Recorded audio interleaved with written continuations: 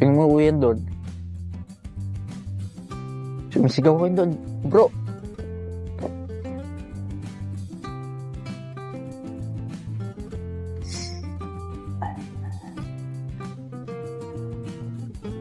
Bro, dyan na bro. Naldo putik. Rest in paradise, bro. Minaw, rest in paradise. Hindi ko, may isa panaginip, hindi ko ina-expect na magsasalita ako ng ganito about sa iyo, bro, Naldo.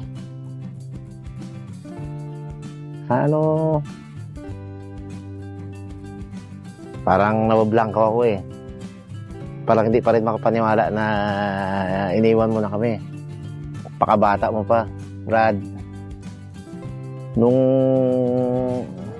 mga kaibigan, may ikukwento ko lang, nung unang panahon, hindi naman unang panahon, nung malaking tanda ko dyan eh. Nagsaka ako dito, laging dumadaan sa akin yan, bata pa yan. Mahilig magmaritos ba? Yung tipong pagod ka sa trabaho mo, dadaanan ka at maritos siya ng mga nakakatawa. Kaya hindi pa yan harabas, laging kasama ko na yung bata na yan.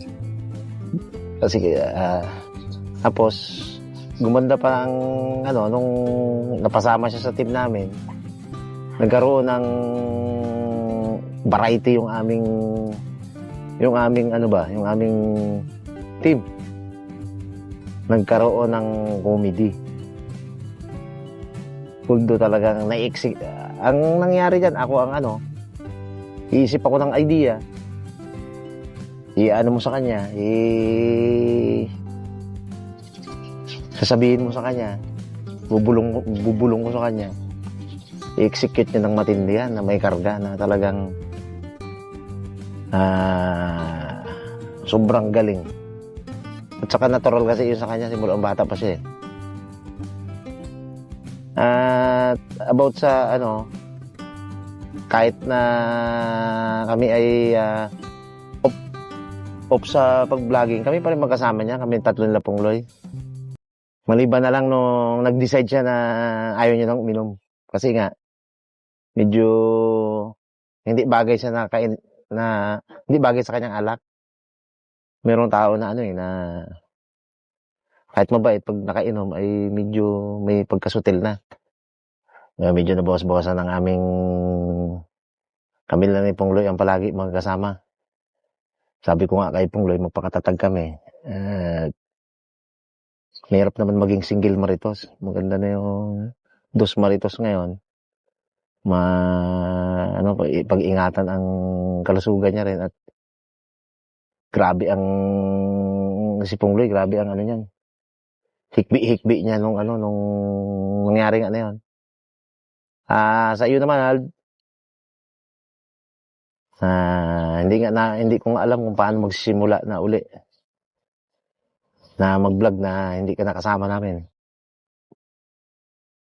Pero siguro para sa pamilya natin, para sa pamilya mo, ay sisikapin natin na hindi man bumalik sa sobrang dati ang harabas, ay pipilitin namin na magpasaya pa rin ng tao na kahit wala ka.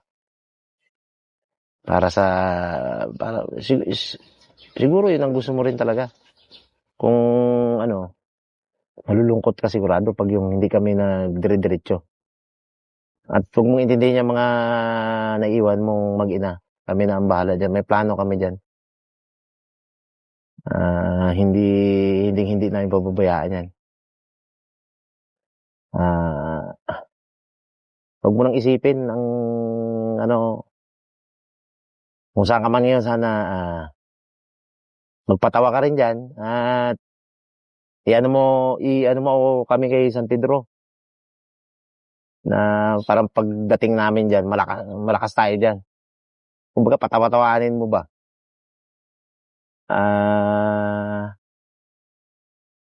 Yung mga moment natin na wala naman tayong dull moment masyado. At saka ito po mga pala, ito si Naldo. Yan ang taong hindi marunong magtampo. Kahit na minsan, mapapagalitan. Kasi nga, medyo, siyempre, ganun tayo matatanda. Pag gusto natin na, hindi naman yan pinagalitan mo para sa sariling kapakanan mo, hindi. Para kung may konting mali na ginawa siya, ma-realize niya, gano'n. Pero ano yan, hindi nagtatampo. Yun yung ugali niya talaga na maganda sa kanya. Walang, hindi siya nagtatanim ng sama ng loob sa kapwa niya. Hindi mo siya marinigan ng salita na ito si ganyan-ganyan na titira niya ng patalikod. Yan ang walang-wala kay Naldo. Hindi nagsasabi ng masama yan sa tungkol sa kanyang kapwa. Kahit na simula pa nung bata yan. Puro masasayang moment ng mga kinukwento niya.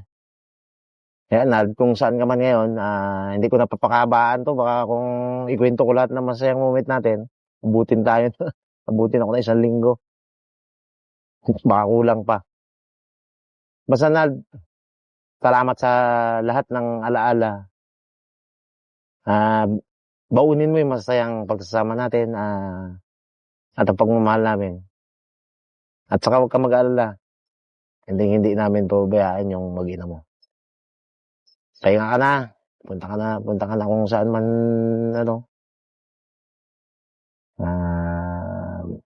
wala na kaming tagabati ngayon sa mga sa mga nagpapabati. Pungloy na lang siguro ang tagabati ngayon. Ingat ka dyan palagi. Parang Nald, shout out sa'yo dyan. Advance happy birthday. Ingat ka dyan palagi. God bless.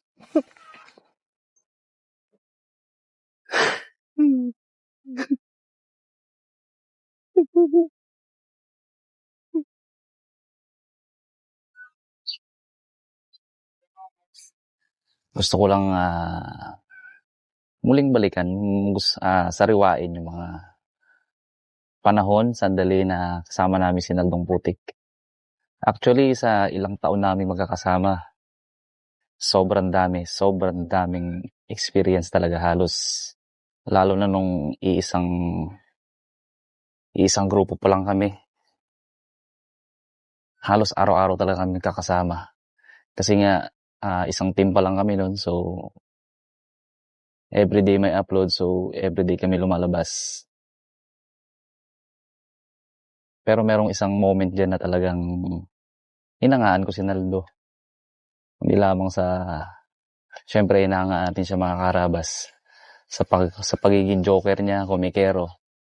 Pero hindi lang yun mga karabas. Kasi si Naldo, bukod sa pagiging masayahin, komedyante, marami din siyang mga kaibigan. Dito sa amin, sa saang lugar. May time na nasa ilog kami. And parang mag-1 PM na nun, wala pa rin kaming nahuhuli. Kasi nga, sabi namin kung ano yung mahuli namin ngayong araw, yun yung lulutuin namin. So, ang hirap talagang dumating na yung point na gusto namin umuwi. Pero sabi ni Naldo, napadaan kami dun sa palisdaan ng friend niya. Sabi niya, ayaw mo ba para sa pangulat natin. Yun, pumunta siya doon. Yun, gulat kami pagbalik niya, may dala na siyang tuyo, may dala na siyang daing, may dala pang sausawan, mga kung ano, alam niyo yun. Nakakatuwa kasi hindi lang siya pala komedyante, ganyan.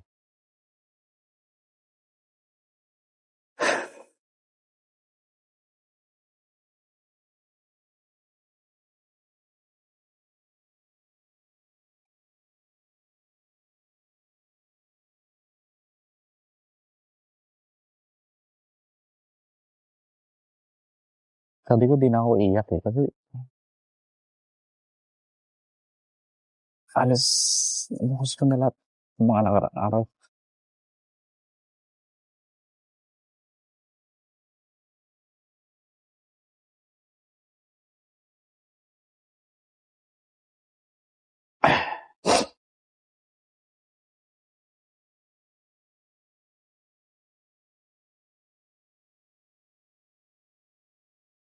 Ang sakit pa rin, Alds.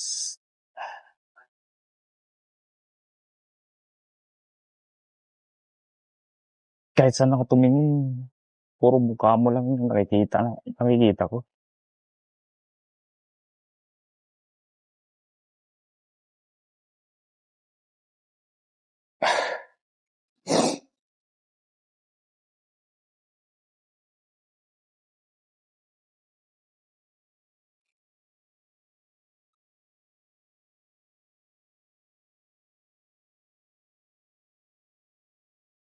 Ang hirap-hirap tanggapin.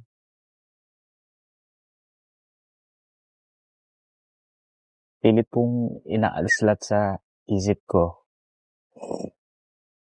Pero wala eh. Kahit saan ako tumingin, mukha mo pa rin yung nakikita.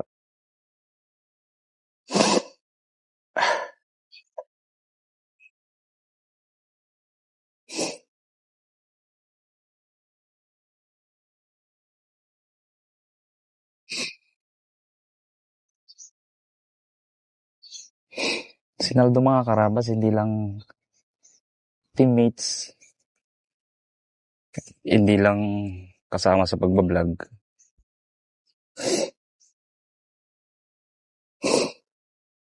Kundi isang tunay na kapatid. Tinuring na namin siyang kapatid.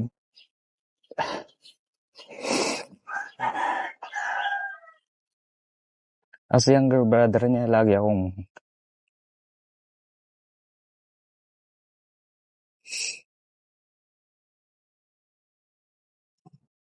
older brother niya.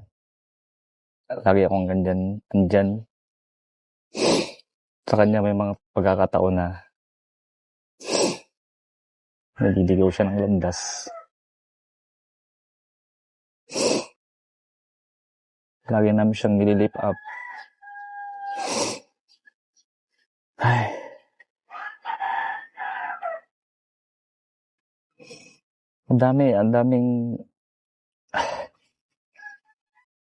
Ang daming tumatakbo sa isip ko ng mga nakaraang araw.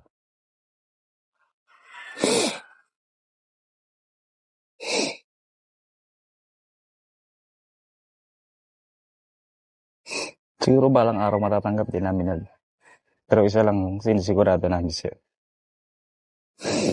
Na hindi ka na mawala sa puso't isipan namin.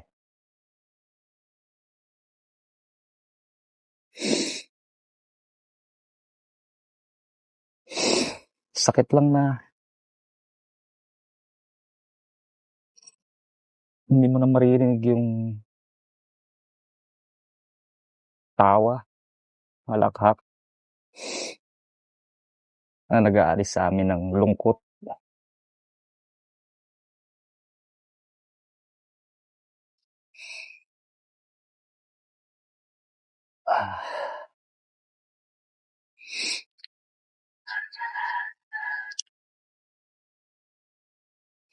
Kenald, kung nasaan ka man ngayon,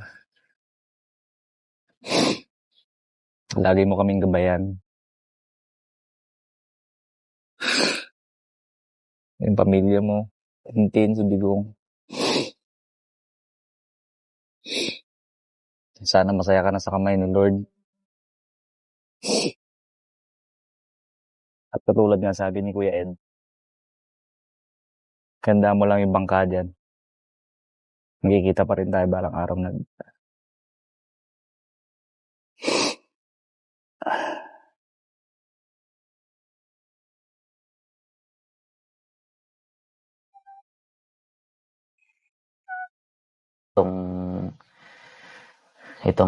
Ako kasi nag-compile nitong mga video. So wala akong tapusin kasi mamayang gabi na to natin ipapalabas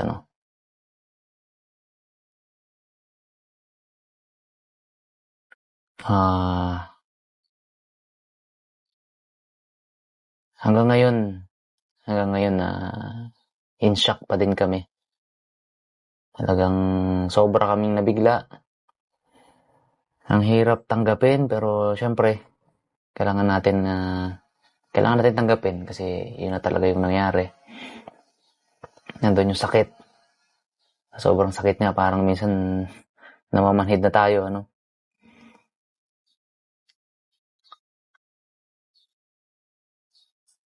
Ako yung nagbi-video sa lahat ng mga pwede kong videohan dito para sa tribute video na ito, video presentation na ito. At yung pala, ako yung halos walang masabi kapag nandito na. Kasi ang isang pag nagtanong sila sa akin kung anong sasabihin, kung ano daw sasabihin nila, sabi ko lang, basta yung mahalagang experience na kasama niyo siya na hindi niyo malilimutan, o yung hindi niyo malilimutan sa kanya, tsaka kausapin niyo siya at magpaalam. So yun yung sinasabi ko. Pero ngayong ako naman, ang hirap pala, ang hirap. Kasi napakahirap gawin yung mga bagay na hindi talaga gusto ng puso mo yun. Yung magpaalam at yung mamaalam at alalahanin yung mga masasaya at banggitin yung mga masasaya. Yung mga masayang alaala na hindi mo malilimutan. Kasi para sa akin lahat yun, bro, lahat yun. Lahat ng yun di ko malilimutan kasi. So pag isa-isa ko yun, abutin tayo ng ano dito, ng ilang pong oras.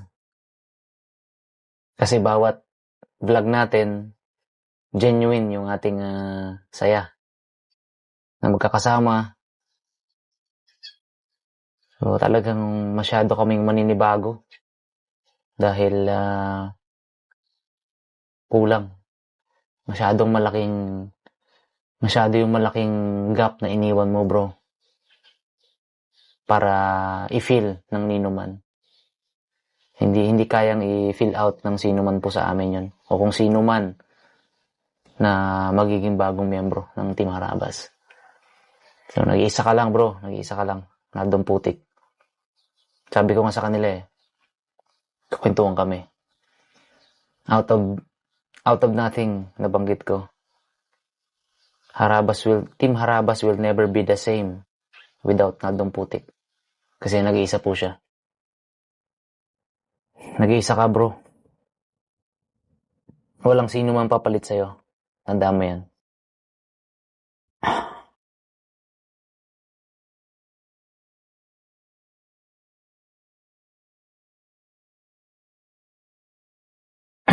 Grabe. Hindi mo ako mapapayak. I dare you. Hindi mo ako mapapayak, bro. Kasi naubos ko na dito. Ako yung nag-edit na to. Itong kabuuan ng mga video natin, ano. Mensahe ko sa'yo, bro. Bro, Nald.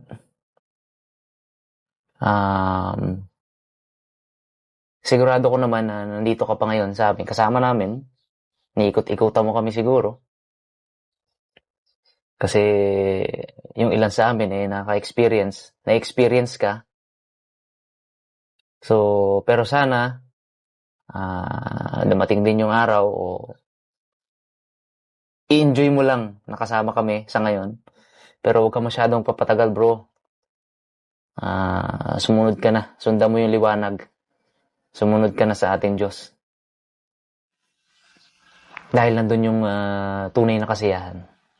So, ang iniisip ko na lang kapag sobrang nalulungkot ako, ang iniisip ko na lang ay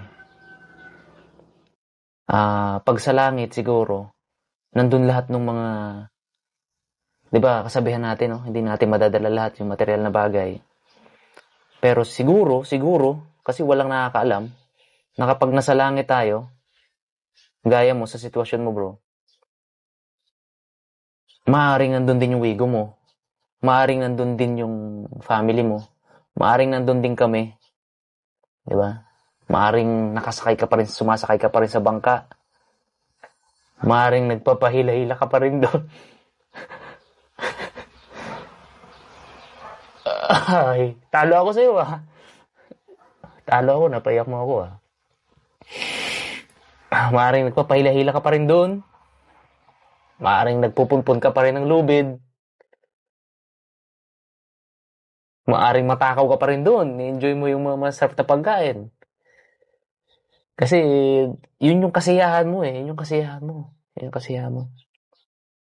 So, we'll never know. Maaring ganun yung langit. Diba? So, pag inisip ko yun, nakakagaan ng loob. Gumagaan yung loob ko kasi I'm sure masaya ka kapag kung ganun yung may hinatnan mo doon. Kung ganun yung dadatnan mo. So, huwag ka mag-alala sa mga naiwan mo dito. Ayos lang kami, bro. Kaya namin. Kakayanin namin. Ayos lang ang Team Harabas. Ayos lang ang mga magulang mo, mga kapatid mo. Huwag ka mag-alala sa mag-ina mo. Kami nang bahala dyan. Hindi namin yung pababayaan. Sabi ko nga kay Tintin, parte na siya ng pamilya namin. At hindi namin abandonahin o hindi namin iwan ang pamilya. So kami nang bahala. Wag ka mag-dwell sa idea na paano na yung mag-ina mo. Kasi bro, kilala mo naman kami, kilala mo ako, kilala mo kami ni Miss Harabas. Hindi namin sila pabayaan. So magpahinga ka na, pumunta ka na sa dapat mong puntahan, and I'm sure magiging masaya ka doon. At matagpuan mo yung totoong saya mo, totoong kaligayahan mo, at yung iyong totoong langit. Fly high, bro.